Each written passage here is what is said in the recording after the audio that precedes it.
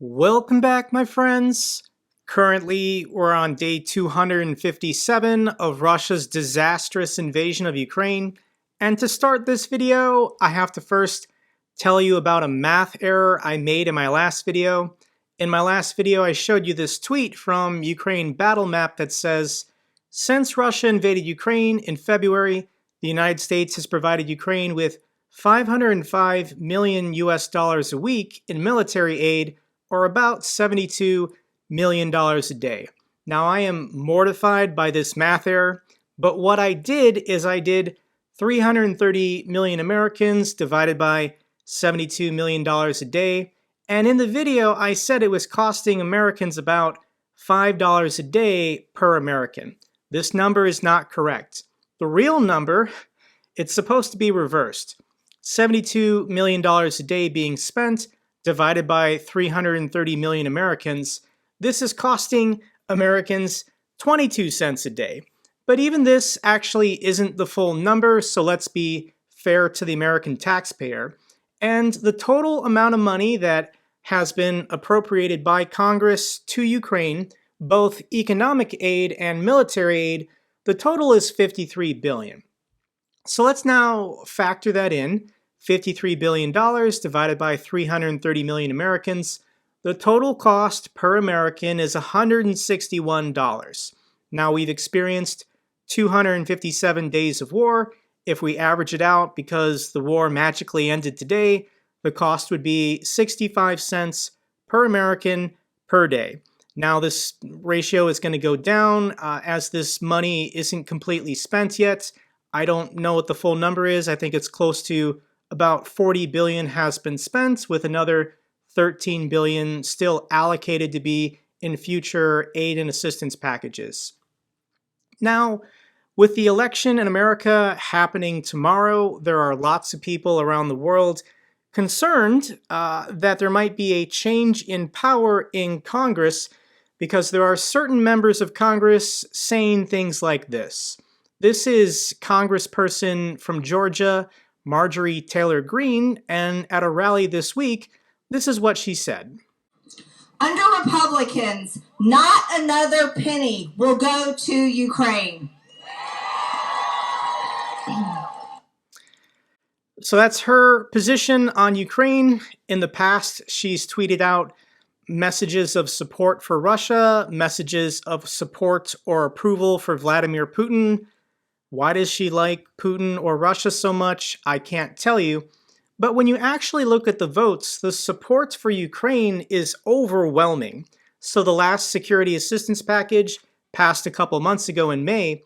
The vote was 368 to 57. So there are about 200 Republicans in the House of Representatives, and only 57 members voted against it. So only 25% of House Republicans are isolationists or oppose supporting Ukraine further on. So that's not a huge majority, not very reassuring though. The Senate Minority Leader, Mitch McConnell, he's a Republican. He might become the Majority Leader. He's publicly stated that he will continue supporting Ukraine regardless of what happens in the House. But the concern is, yes, House Minority Leader Kevin McCarthy, Republican, he might become Speaker of the House. And this is the problem with American politics, that maybe every Democrat and 150 House Republicans could be in favor of additional security packages to Ukraine, but if one guy becomes Speaker of the House and he doesn't want to do it, he'll just never schedule a vote. If a vote was ever scheduled, more assistance packages would easily pass, but he would just block everything as Speaker of the House. He has that power. Now, I did make a dedicated video on this topic. I'll link it down below, but if House Minority Leader Kevin McCarthy becomes Speaker of the House during the lame duck session of Congress, they're going to pass an additional funding bill, probably for the entire year of 2023. So in the short term, there's nothing to be concerned about assistance packages continuing to Ukraine. Now, when we talk about the taxpayer, this is a fair argument as voters to be discussing. What do you get? What is the benefit of sending military and economic aid to Ukraine as they fight off Russia? And how I want to explain it to people, how I want to frame it, is that Moscow wants to return to the Cold War era. There are lots of people in this world, countries maybe like North Korea or Iran or Cuba even, who want to go back to this bipolar world where the two powers are maybe Washington, D.C. in the West and Moscow in Central Asia. This is a famous picture from Time magazine in 1950 titled Two Worlds, and this is where the expression that is still used, third world country, we use still the expression third world country to mean an underdeveloped country, but this is where the numbers come from. The first world was North America and Western Europe. The second world, which doesn't exist anymore, is the Soviet Union and their allies. The third world was everyone else not allied with either economic system, capitalism or communism. So that would be South America, Africa, the Middle East, and Southeast Asia. So what Moscow wants, and it's easy to understand why, they want to elevate their status back to superpower, and they want to dominate the region. They want to control either directly or indirectly the politics and the economies in Central Asia, in the Caucasus, in the former Soviet republics like the Baltics, Moldova, Ukraine, and they're never going to stop. Russia's perpetual strategic objective is strategic depth. They want to dominate what they call the near abroad. So they're never going to stop meddling in the politics of Poland, Romania, Bulgaria, any of these countries. They will never stop. But if Americans and our Western allies are willing to chip in 50 cents a day, that's really what it comes down to in the long run, we can stop this from happening. We can stop a return to the Cold War era in which Moscow continues to dominate a third of the world population. Let's do it, guys. What else do we get? Well, we're seeing progress on the ground. Here is the maximum extent, maximum occupation of the Russian military. It's the red, which they currently control, and the blue that they at some point in the last 8 months controlled. Ukraine has already liberated 50% of their territory that was once under Russian occupation. These are fantastic results for 8 months for 50 cents a day. In addition, all of the equipment that we've sent over there, Russia has failed to destroy a single HIMARS launcher to date. This is confirmed by Ukraine's defense ministry as well as the Pentagon. The United States has also confirmed they know where all the HIMARS launchers are, and none of them have been destroyed. Russia is incompetent. Russia has been incapable in the last 4 or 5 months to destroy a single HIMARS launcher. That is why they're using kamikaze drones to go after stationary targets like Ukraine's electrical grid, because they can't even get a single one of these launchers. The next story we should talk about that has people concerned is this report out of the Washington Post that the Biden administration is encouraging Ukraine to support peace talks with Russia nearly 9 months after the invasion. So let's first state the obvious. Something that everyone knows is that the peace talks with Russian delegates are a joke. Russia is not going to agree and hold to any peace talk terms. Everyone knows this. And to illustrate this point, let me remind you of this story from back in March in which Russian diplomats deliberately poisoned Russian billionaire Roman Abramovich. He currently lives in the UK. He's critical of the war. And he was attending the peace talks in Turkey to maybe help broker between the Ukrainians and the Russians when they were still engaging in talks.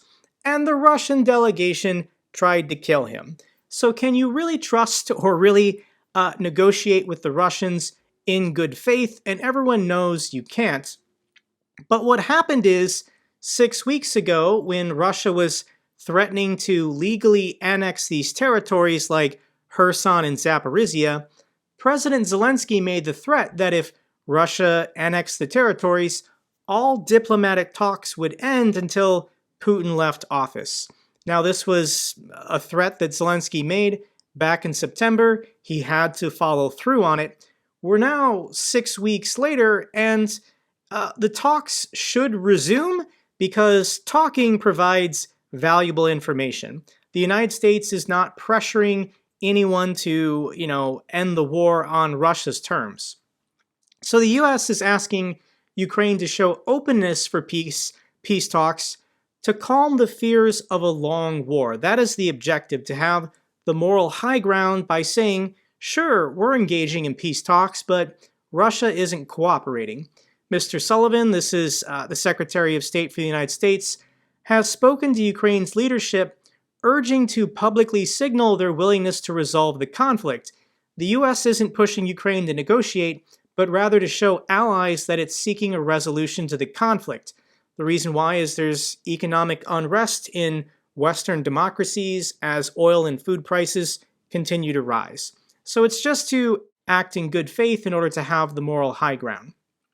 But it's also an opportunity to gather intelligence on what your opponent, what your enemy wants. If Russian diplomats show up at the table, they've got to tell you something. They have to talk. So that is valuable information for the CIA, for MI6, for anyone to digest and then apply to Ukraine's benefit. What are their current interests? What are their current objectives? What do they want? How can we respond to that on the battlefield to help Ukraine? Talking does benefit Ukraine. And to just make it crystal clear, what is the position of the United States? I also want to remind everyone of this speech that President Biden gave back in March in Poland.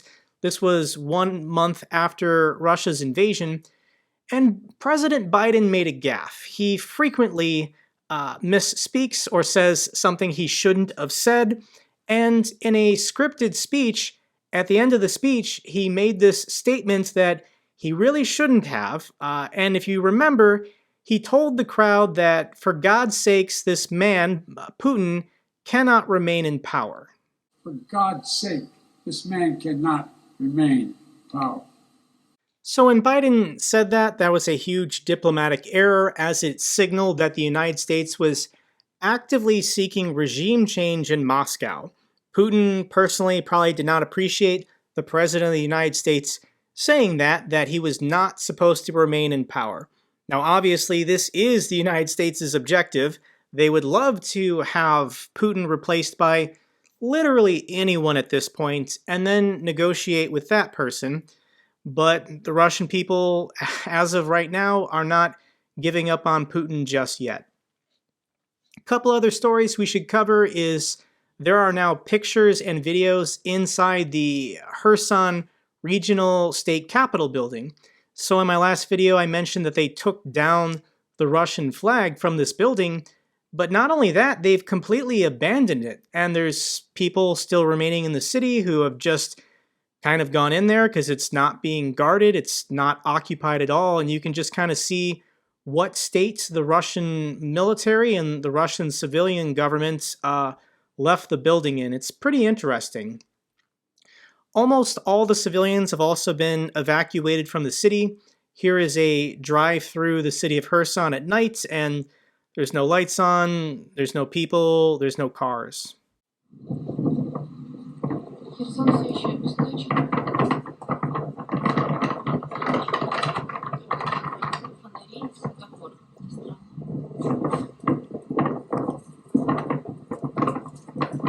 So over the last couple weeks, Russia has been deliberately pulling everyone and everything out of this territory, mass deporting tens of thousands of Ukrainian civilians, in addition to stealing everything of value, from fire trucks to ambulances to computers to probably, copper wiring, mailboxes, literally anything.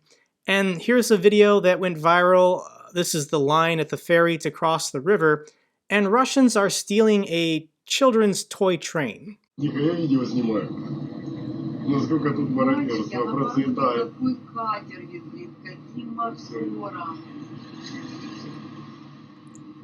Just to put it in perspective, there is limited time and limited manpower to take as much as they can out of this territory, and they prioritize. Some Russian soldier decided he wanted to steal this toy train, as if somehow with the loss of all of their military equipment, this toy train is going to somehow make up for it. And we've been talking about this in recent update videos, that there's no urgency for the Ukrainian military to close in on this territory. Russia might not militarily abandon it if they still believe that they can get some benefit from it. So they're currently digging in and putting down landmines and booby traps, and they're trying to create a kill zone. Maybe there's artillery waiting on the other side of the river, but they want to draw in Ukrainian forces to cause as much equipment loss and casualties as possible. So I think it's actually pretty smart for the Ukrainians to pause and just let the Russians languish on this side of the river when they can't effectively support or supply their own forces. Next crazy story to share with you is that it's now confirmed. Ukraine's situation report, North Korea is covertly arming the Russians. This has been speculation for a couple months, but it's finally been confirmed by intelligence services. After losing many ammo depots to attacks, 8 months of conflict, and not being able to mobilize its own industry, Russia is in desperate need of artillery ammunition especially. So they've gone to the North Koreans and begged them for help. Imagery is now showing that trains have crossed from North Korea into Russia for the first time in years. If you're not familiar with the geography of this region, North Korea and Russia actually do share a very tiny border. There's like a triple border here with China, and there's one rail line. They don't even have a road. They don't even have a bridge. All they have is this rail line to get materials or supplies out of North Korea or into North Korea. There's probably not a lot of commercial trade happening between these two countries. North Korea is exclusively dependent on the Chinese for everything. But the Russians are desperate for military ammunition, and North Korea likes money, and they probably had a large stockpile that they don't plan on using soon. That's a good sign. So they made a deal. Trains have to cross 11 time zones to get it to the war zone in Ukraine, but they are expecting this ammunition to start showing up in the war zone at some point in December. Let's also talk about Russia's troop mobilization, and maybe we actually do have an honest number. Faced with increasing losses on the battlefield, President Putin announced the latest tally of mobilized reservists is 318,000 men. And this actually sounds realistic to me.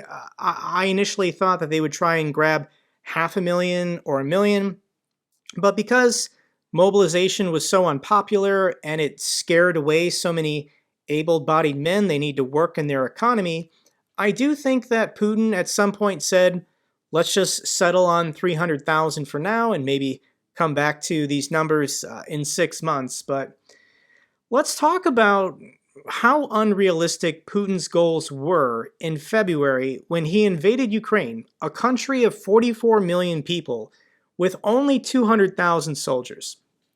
And this is something they're now finally admitting to on Russian state TV. So here is a podcast between two Russian pundits, and they're going to talk about this. They're actually going to admit that this special limited military operation was doomed from the beginning. So let me show you about 30 seconds of this man talking. Армия маленькая, например, и она не годится для сражений такого масштаба, когда внезапно, в кавычках, выясняется, оказывается, после освобождения территории образовался фронт в 1000 километров. А 150 тысяч контрактной армии, они не могут держать такой фронт, не могут держать такой тыл и не могут при этом двигаться вперед. Не могут физически, это невозможно. Не хватит людей, не хватит вооружения, не хватит ничего. Именно поэтому была объявлена частичная мобилизация. Далее, если... So this Russian pundit is attempting to justify the need for mobilization while he's simultaneously exposing that this special limited military operation was doomed from the start. It was never realistic that an army of 200,000 Russian soldiers could invade a country of 40 million people and then take and hold a war front line of over 1,000 kilometers. I, on this channel 8 months ago, said that that was unrealistic and insane and Russia was never going to succeed. So for all these people who support Russia and watch channels like the Duran, it's all propaganda. It was never going to work. They've been feeding 7 months of BS that the Russian military was about to finish off the Ukrainian military and there was no problem, no issues. It was only the Kharkiv counteroffensive that finally exposed Russia's weakness, and then they got desperate and mobilized. I want to show you about another 30 seconds of these two dum-dums talking. Нельзя. А дальше окажется, что этих солдат, которые обучились 18-летних, надо отправлять на фронт, чтобы они участвовали в боевых действиях. Не 40-летних мужиков призывать, у которых высшее образование, бизнес, жена, 3 детей и что-то там, и гибель которых на фронте вызовет необходимость платить пенсию жене, платить пенсию детям и прочее, прочее. А вот 18-летних пацанов, как бы это цинично не звучало, а их придется отправлять. И никуда от этого не деться. So he's saying we shouldn't be mobilizing 40-year-old men that have a wife and children, because when they become a widow and orphans, then the state has to take care of them. They have to pay pensions. But if we send 18-year-olds to go off and die in Ukraine, we don't have to pay anyone any benefits or pensions. He later goes on and talks about alcohol consumption, saying that they're going to drink in the military, and if you're 40 or 50, it's not as easy, but those 18-year-olds, they can handle it. Russia's a really nice place. I want to end this clip showing you daily life of Ukrainian defenders. The first one is what they're having for dinner, and this looks pretty good.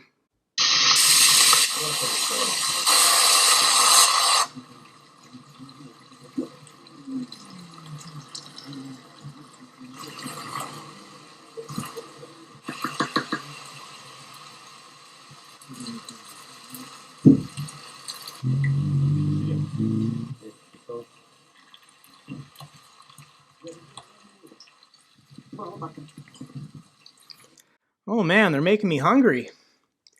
Final clip is of a 3-room apartment that some Ukrainian defenders built for themselves.